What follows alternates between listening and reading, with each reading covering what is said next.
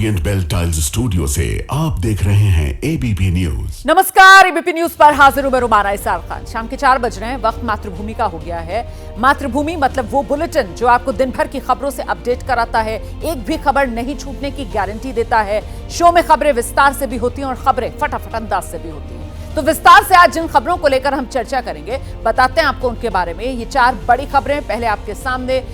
प्रधानमंत्री मोदी के दौरे को लेकर, प्रधानमंत्री 2 दिन के दौरे के लिए थोड़ी ही देर में बिहार पहुंचने वाले हैं। प्रधानमंत्री नरेंद्र मोदी पटना में रोड शो करेंगे और इसके बाद शेखपुरा और गोपालगंज भी जाएंगे।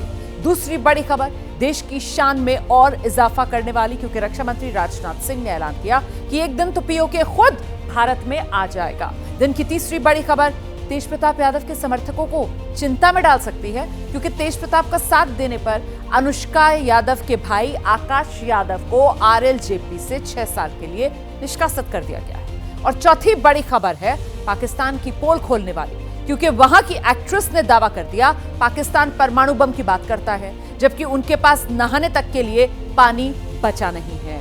तो इन खबरों पर विस्तार से बात होगी। प्रधानमंत्री नरेंद्र मोदी आज पहले सिक्किम और फिर सिक्किम तो वो नहीं जा पाए क्योंकि मौसम ने इसकी इजाजत नहीं दी।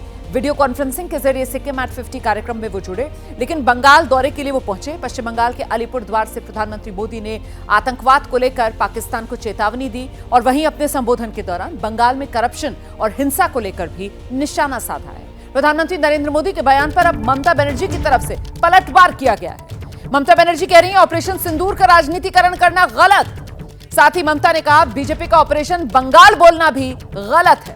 प्रधानमंत्री ने बंगाल की इज्जत को मिट्टी में मिलाया, यह कहना है ममता बनर्जी का। और साथ ही बंगाल की सीएम ने कहा है हर कोई ऑपरेशन सिंदूर के समर्थन में है, लेकिन प्रधानमंत्री इस पर राजनीति कर रहे हैं। जबरदस्त पलटवार ममता बनर्जी की तरफ से किया गया है प्रधानमंत्री नरेंद्र मोदी पर। सुनिए। मोदी जी को ये बात शोभा नहीं होता, शोभा नहीं पाता। उन्होंने देश का प्रधानमंत्री है, बीजेपी का भी है, लेकिन उन्होंने बंगाल में आके ऑपरेशन सिंदूर किया। ऐसा ऑपरेशन बंगाल करेगा, इसका मतलब टेररिस्ट का साथ और बंगाल का मिट्टी को मिला दिया, बंगाल का मिट्टी का इज्जत को मिला दिया, बंगाल का माँ बहन का सम्मान को मिला दिया। क्या सोचता है उन्होंने कि जो भी मर्जी वो कर सकता है, जो भी मर्जी बोल सकता है। हम देश को सम्मान करते हैं, लेकिन आत्मसम्मान विसर्जन नहीं करता है। हमारा पार्टी का एमपी भी आज देश के लिए बाहर में जाके, विदेश में जाके चिल्लाता है, और उन्होंने आके बंगाल में आके बंगाल को गाली देते हैं, बंगाल को सम्मान को गाली देता है, बंगाल को इज्जत लेके खेल कूद करते हैं। और ऑपरेशन सिंदूर का ऑपरेशन बंगाल करेगा, इतना हिम्मत है तो काल इलेक्शन करके करिए, हम तैयार है। आप कहते हैं कि हमारा इधर में सोशली अनस्टेबल है, हमारा इधर में सोशल सिक्योरिटी जैसा है स्टेबल सारा विश्व में नहीं है। We are proud of that. बेरोजगारी का बात किया, आपका उधर में 40% बेरोजगारी बढ़ा और हमारा इधर में बिलो द पॉवर्टी लाइन 40% कमती हो गया। क्या आपका पास जानकारी नहीं है? तो आप एक काम कीजिए, एक दिन आपका इतना हिम्मत है तो एक टीवी का आसन में बैठिए, सरासरी प्रधानमंत्री का और हम का लड़ाई होगा। आपको जो जो सब्जेक्ट है आप टेलीप्रॉम्प्टर भी ले आ सकते हैं, लेकिन स्पॉन्टेनियस क्वेश्चन को स्पॉन्टेनियस रिप्लाई देना चाहिए। तो प्रधानमंत्री नरेंद्र मोदी के संबोधन को लेकर बेहद आग बबूला ममता बनर्जी आक्रामक तरीके से प्रधानमंत्री नरेंद्र मोदी की घेराबंदी करते हुए और यहां तक कहते हुए कि आइए टीवी पर बैठकर खुली डिबेट कर लेते हैं। और इससे पहले प्रधानमंत्री नरेंद्र मोदी ने ममता सरकार पर दरअसल पहले जो हमला बोला था उस पे बंगाल को कई संकटों से घिरा हुआ बता दिया था। पीएम की तरफ से कहा गया था कि बंगाल में समाज में हिंसा और अराजकता फैली हुई है, माताओं बहनों में असुरक्षा का भाव है, उनके साथ जघन्य अपराध हो रहे हैं और टीएमसी की स्वार्थ की राजनीति को भी कटघरे में प्रधानमंत्री की तरफ से खड़ा किया गया था। सुनिए। आज पश्चिम बंगाल एक साथ कई संकटों से घिरा हुआ है। एक संकट समाज में फैली हिंसा और अराजकता का है। दूसरा संकट माताओं बहनों की असुरक्षा का है, उन पर हो रहे जघन्य अपराधों का है। तीसरा संकट नौजवानों में फैल रही घोर निराशा का है, बेतहाशा बेरोजगारी का है। चौथा संकट घनघोर करप्शन का है। यहां की सिस्टम पर लगातार कम होते जनविश्वास का है। और पांचवा संकट गरीबों का हक छीनने वाली सत्ताधारी पार्टी की स्वार्थी राजनीति का है। बंगाल की जनता पर हो रहे इन अत्याचारों से यहां की निर्मम सरकार को कोई फर्क नहीं पड़ता। यहां बात बात पर कोर्ट को दखल देना पड़ता है। बिना कोर्ट के बीच में आए कोई भी मामला सुलझता ही नहीं है। बंगाल की जनता को अब टीएमसी सरकार के सिस्टम पर भरोसा नहीं है। यहां की जनता के पास अब सिर्फ कोर्ट का आसरा ही है। इसलिए पूरा बंगाल कह रहा है, बंगाल में मची चीख पुकार, नहीं चाहिए निर्मम सरकार। प्रधानमंत्री नरेंद्र मोदी पश्चिम बंगाल के बाद अब 2 दिन के बिहार के दौरे पर पहुंचेंगे। प्रधानमंत्री मोदी पटना में रोड शो करेंगे। पहले प्रधानमंत्री मोदी के दौरे को लेकर पटना में तैयारियां जबरदस्त की गई हैं। पीएम पटना में रोड शो करेंगे। बीजेपी की तरफ से पीएम मोदी के दौरे को लेकर तैयारियां जबरदस्त की गई हैं। प्रदेश स्तर के तकरीबन सभी बड़े नेता पटना में मौजूद हैं। पीएम मोदी के रोड शो के लिए ब्रह्मोस के कटआउट्स लगाए गए हैं। भारतीय सेना के शौर्य को पोस्टर्स के जरिए दिखाया गया है। प्रधानमंत्री नरेंद्र मोदी आज बिहार आ रहे हैं। पटना शाम तकरीबन 5 बजे प्रधानमंत्री नरेंद्र मोदी पहुंचेंगे और ऑपरेशन सिंदूर के बाद पहली बार पीएम मोदी बिहार आएंगे। किस तरह की तैयारियां की गई हैं, सबसे पहले मैं आपको तस्वीरें दिखा दूं। पटना के बेली रोड पर मैं मौजूद हूं और प्रधानमंत्री मोदी के आगमन की तैयारियों के मद्देनज़र ये आपको ब्रह्मोस मिसाइल बाकायदा बीजेपी की तरफ से ये लगाया गया है। ये संकेत देने की कोशिश है और इसके पीछे एक बड़ा पोस्टर आप पढ़ सकते हैं जिस पर लिखा है, हमारी एकजुटता ही सबसे बड़ी ताकत है हमारी। यानी एक ऑपरेशन सिंदूर के बाद जो चर्चाएं हो रही थी कि किस तरह आतंकवादियों पर हमला भारत की तरफ से किया गया और उसके बाद आज जब पीएम मोदी का शाम में आगमन है, उसके मद्देनज़र यहाँ पटना में अलग अलग जगह पर आपको तिरंगा लगा हुआ नजर आएगा और ये सभी कार्यकर्ता हैं बीजेपी के जो कि इस वक्त तैयारियों के लिए लगे हुए हैं नज़र आ रहे होंगे। और एक बार फिर से मैं आपको बेली रोड की तस्वीर दिखाऊं। दरअसल ये लगभग 5.5 किलोमीटर का लंबा रोड शो जो पीएम इस साल यानी चुनावी साल में पहली बार करने जा रहे हैं पटना में। और रोड शो की तैयारियां जो है वो किस तरह से की गई है। एयरपोर्ट प्रधानमंत्री नरेंद्र मोदी उतरेंगे, जिसके बाद बिहटा एयरपोर्ट का शिलान्यास और पटना एयरपोर्ट के नए टर्मिनल का उद्घाटन करेंगे और उसके बाद पीएम रोड शो के लिए निकलेंगे एयरपोर्ट से। और इसी रास्ते से अलग अलग पॉइंट्स जो है वो बनाए गए हैं। ये आपको तस्वीर दिखा दूँ, इस वक्त मैं हाई कोर्ट के पास मौजूद हूँ और एयरपोर्ट से निकलने के बाद अलग अलग पॉइंट्स बड़ी संख्या में लोग पहुंचे हैं यहाँ पटना, और इस वक्त चूँकि आपको ट्रैफिक बिल्कुल सुचारू रूप से नज़र आ रहा होगा, लेकिन पीएम के आगमन के लिए ट्रैफिक एडवाइजरी जो है वो जारी किया गया है। जाहिर है सुरक्षा के ध्यान में रखते हुए तमाम तरह के अलग व्यवस्थाएं जो है आपको नज़र आएंगी। और इसके अलावा साथ साथ बता दें कि 5.5 किलोमीटर का लंबा रोड शो, जिसके बाद पीएम बीजेपी कार्यालय पहुंचेंगे और वहां लगभग आधे घंटे की बैठक है। तो यानी चुनावी रफ्तार, चुनावी तैयारियों को रफ्तार देने की भी कोशिश जो है वो पीएम मोदी की तरफ से या बीजेपी की तरफ से कह लीजिए वो की जाएगी। और प्रधानमंत्री नरेंद्र मोदी के दौरे को लेकर बिहार में पोस्टर वॉर शुरू हो गई है। बीजेपी कार्यालय के बाहर पोस्टर लगाए गए हैं जिसमें लिखा गया है न देश झुकेगा और न ही बिहार का विकास रुकेगा। और इसके अलावा पोस्टर एक और लगा है, सिंदूर और मिट्टी को लेकर लगाए गए हैं पोस्टर्स कि सबके सम्मान की रखवाली बीजेपी सरकार ही करेगी।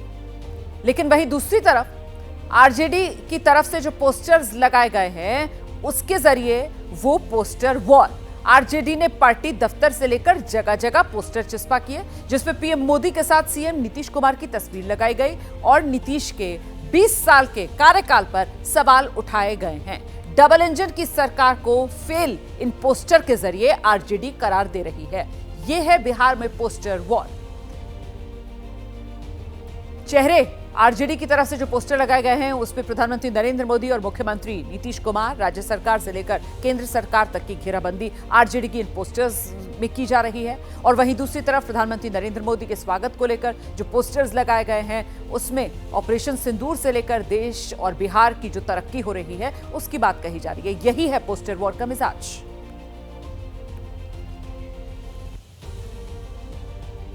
अगली खबर, जम्मू कश्मीर के उधमपुर ईस्ट से बीजेपी विधायक ने एयरफोर्स पर निशाना साधते हुए विवादित बयान दे दिया।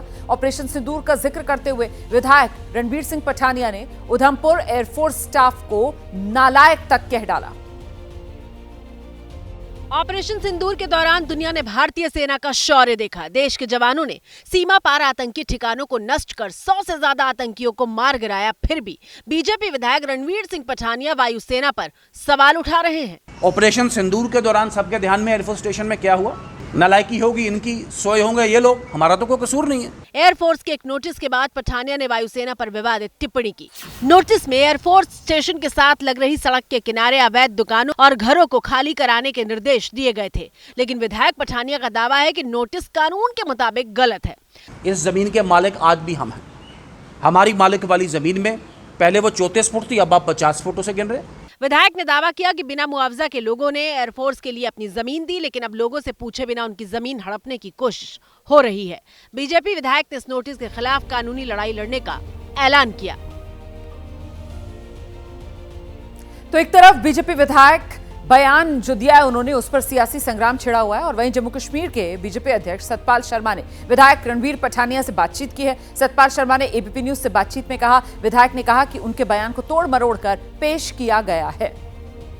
बीजेपी के उधमपुर के ईस्ट से विधायक रणवीर सिंह पठानिया के ऑपरेशन सिंदूर पर दिए गए बयानों के बाद अब कांग्रेस मुखर हो गई है और कांग्रेस ने इस मामले में सीधा प्रधानमंत्री नरेंद्र मोदी को लपेटे में लिया है।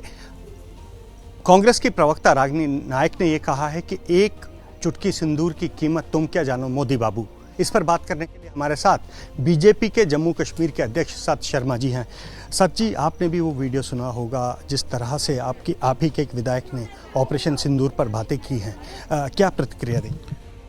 ऐसा है कि एक बात मानकर चलिए कि अगर हम लोग सुरक्षित हाथों में हैं तो देश में सीमाओं पर प्रहरी बनकर रक्षा करने वाले हमारे सैनिकों के कारण हमारी इंडियन फोर्स, एयर फोर्सेस, जिनके ऊपर हमें नाज है, शुरू से लेकर पाकिस्तान में घुसकर, POJK में घुसकर जिस तरीके से पाकिस्तान की हालत उन्होंने की है, मात्र 90 घंटे में पाकिस्तान घुटनों के बल आया तो वो हमारी इंडियन एयर फोर्सेस के कारण आया। एक ऐसा वायरल वीडियो जिसके बारे में मैंने विधायक से बात की थी, उन्होंने कहा है कि बयान को तोड़ मरोड़ कर जो है वो बताया गया है और सभी इंडिविजुअल्स जिन्होंने उसके बयान के साथ तोड़ मरोड़ किया है उनके अगेंस्ट FIR जो है वो लगाई गई है। रिज़ल्ट आने तक हम लोग जो है वो कोशिश करें कि जैसे ही रिज़ल्ट आता है तो उसके ऊपर हम लोग चर्चा करेंगे। और तोड़ मरोड़ कर बयान जो दिया गया है उसके बाद में ख़ास तौर पर मेरा तो ये मानना है कि इंडियन एयर फोर्सेस हमारी सशक्त हैं और आज की जो जीत का श्रेय कुशल नेतृत्व और हमारी Indian army, Indian air forces और हमारी इंडियन नेवी के कारण। उधर पुणे की नेशनल डिफेंस एकेडमी में पहली बार 17 महिलाएं एक साथ पास आउट हुई है। ये नेशनल डिफेंस एकेडमी में महिला कैडेट्स का पहला बैच है। कल 148वें कोर्स की पासिंग आउट परेड होगी और उससे पहले आज सभी कैडेट्स को डिग्री दी गई है। ऐसा पहली बार है जब 17 महिला कैडेट्स एक साथ एनडीए से पास आउट हुई हैं और ये महिला कैडेट्स बहुत जल्द भारतीय सेना, नेवी, एयरफोर्स ज्वाइन करेंगी। इन महिला कैडेट्स ने कर्नल सोफिया कुरैशी और विंग कमांडर व्योमिका सिंह को अपना रोल मॉडल बताया है। ऑपरेशन सिंदूर में देश ने महिलाओं की ताकत देखी, महिलाओं का नेतृत्व देखा, लेकिन अब एनडीए में भी पहला बैच महिलाओं का निकला है, लेडीज कैडेट निकला है जो पास आउट होकर अब देश की सेवा के लिए आगे बढ़ेगा। और ऐसे में आज पुणे में जो है यहाँ इसके कॉन्वोकेशन सेरेमनी हुई है। श्रुति दक्ष हमारे साथ है, उनके प्राउड पिता भी यहाँ पर मौजूद हैं। क्या कहेंगे? सबसे पहले आपको ढेर सारी बधाइयाँ। शुरुआत हो रही है, आगे और बढ़ रही है, अपने बारे में बताएं कि कैसे सूझा कि देश सेवा में आगे बढ़ते हैं। मैं कैडेट श्रुति दक्ष हूँ, मैं हंटर्स कॉन की हूँ। ओरिजिनली मैं हरियाणा से बिलोंग करती हूँ बट मैं अभी करंटली नोएडा में रह रही हूँ। बहुत ओवरवेलमिंग फीलिंग है आई वुड से। क्या कहेंगे उन महिलाओं के? सोफिया को देखा होगा, अपना व्योमिका सिंह को देखा होगा। वो मतलब ऐसी फीमेल्स तो हमें इंस्पायर करती हैं और वो मोटिवेट करती है कि जो भी उनके बूट्स हैं उनको हम फिल इन करें और हर चीज़ में एक्सेल करें। और कोई अचीवमेंट नहीं है जो हम अचीव नहीं कर सकते। It just needs grit and determination to achieve all. क्या कहेंगे मैम, कितनी गर्व की बात है? मेरे लिए बहुत गर्व की बात है। मैम, ऑपरेशन सिंदूर के दौरान हमने 2 महिलाओं को देखा जो नेतृत्व कर रहे थे। आपको लग रहा है बहुत ज़्यादा ज़रूरत थी कि एनडीए में महिलाओं को शामिल किया जाए और जिसका पहले इतिहास का बैच भी आपकी बेटी? हाँ जी, मुझे लगता है कि महिलाएं हर क्षेत्र में अच्छा कर सकती हैं। वो हमेशा से देखिए बहुत ज़्यादा ताकतवर तो रही हैं बट उनको अपना प्रदर्शन करने का मौका नहीं मिला। तो अब हर फील्ड में अब जहाँ जहाँ उनको मौका मिल रहा है वो बहुत अच्छा कर रही हैं। पाकिस्तान पानी को तरस रहा है और दूसरी तरफ उसके टुकड़े होने के कगार पर है। रक्षा मंत्री राजनाथ सिंह ने एक बार फिर से पाकिस्तान को ललकारते हुए बड़ा बयान दिया। उन्होंने इस बार पीओके को लेकर ऐसा बयान दिया है जिससे पाकिस्तान तिलमिला उठेगा। राजनाथ सिंह ने कहा पाकिस्तान से सिर्फ आतंकवाद और पीओके पर ही बात होगी और बहुत जल्द पीओके खुद भारत में आकर मिल जाएगा। रक्षा मंत्री ने आगे कहा कि पीओके के लोग हमारे अपने हैं, हमारे परिवार का हिस्सा हैं और ऐसे में पीओके खुद कहेगा मैं भारत हूं। भारत हमेशा ही दिलों को जोड़ने की बात करता है और हमें विश्वास है कि प्रेम, एकता और सत्य के मार्ग पर चलकर वह दिन दूर नहीं जब हमारा ही अंग पीओके स्वयं लौटकर कहेगा मैं भारत हूं, भारत ही हूं, मैं वापस आऊंगा और वापस आया हूं।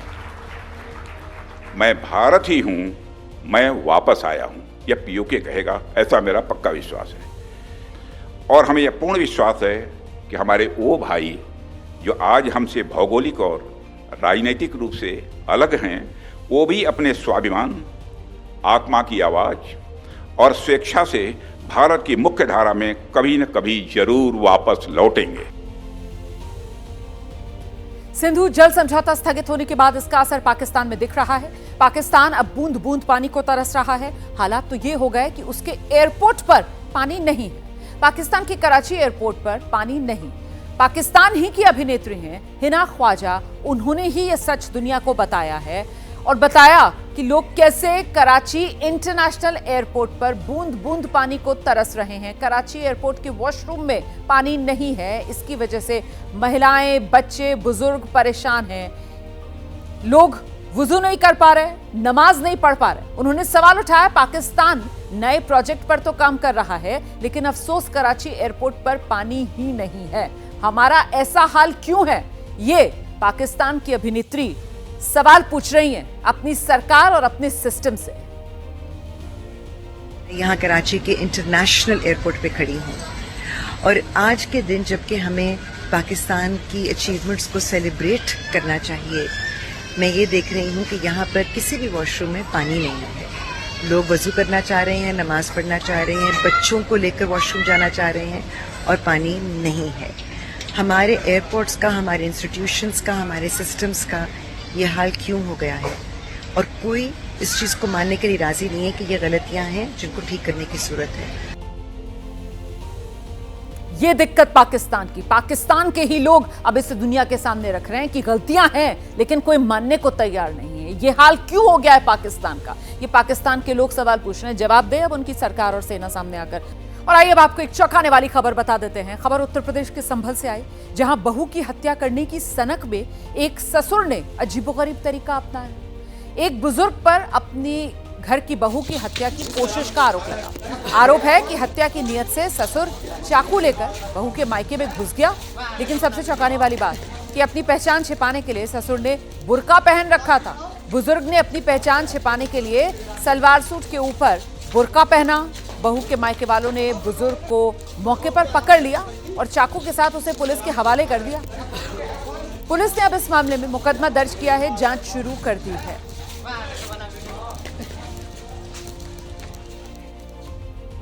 दुनिया के सबसे ऊंचे गुरुद्वारों में से एक है हेमकुंड साहिब का गुरुद्वारा। यहां यात्रा शुरू हुई है। उत्तराखंड के चमोली में श्री हेमकुंड साहिब तक जाने वाले रास्ते से बर्फ को हटा दिया गया है। तस्वीरें आ गई हैं। भारतीय सेना ने 15,000 फीट की ऊंचाई पर अभियान चलाया। 6 किलोमीटर लंबे रास्ते से बर्फ हटाई गई है ताकि श्रद्धालु हर बार की तरह इस बार भी पवित्र यात्रा कर सके। गुरुद्वारा प्रबंधक कमेटी ने भारतीय सेना का इसके लिए आभार भी जताया और ये यात्रा जो है वो रविवार से शुरू हुई है।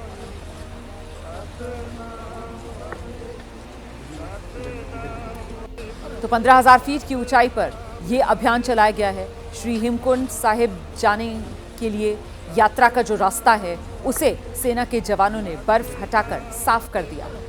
रविवार से यात्रा शुरू हो गई।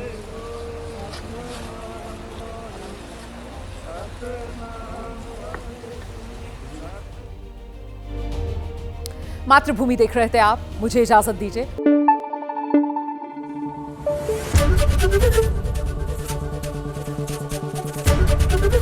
एबीपी न्यूज आपको रखे आगे।